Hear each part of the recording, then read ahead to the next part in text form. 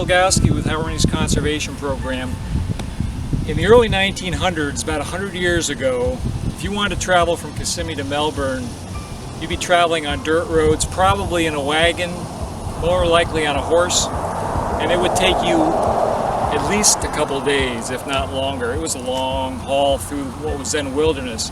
US 192 wasn't even a twinkle in some engineer's eye at that point, but that was all about to change. In 1908, the Ford Motor Company started production of its economical Model T, and Americans hit the road. Something other than dirt roads was needed, and it wasn't long before the Dixie Highway system was proposed. 2 parallel brick-paved roads were built from the Canadian border to Miami and opened the floodgates for tourism and general automotive travel. In Florida, an important link was built between Kissimmee and Melbourne.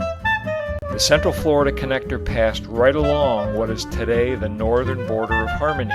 Bricks were laid by hand between 2 concrete edges.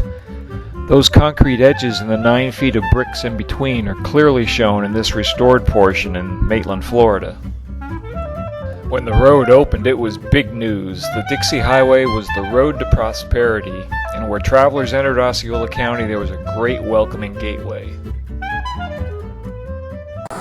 Most of the original Dixie Highway is gone, and the portion near Harmony is now paved over as Old Melbourne Highway, but several miles of the brick road are still present on Harmony's outer lands.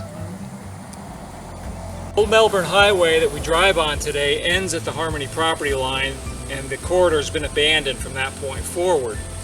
But a lot of the old pavement, the asphalt, continues on for a distance and ends right here at this gate. From this point forward, you can still see the corridor of what we call the old brick road. And you'll find pieces of brick occasionally that have come loose.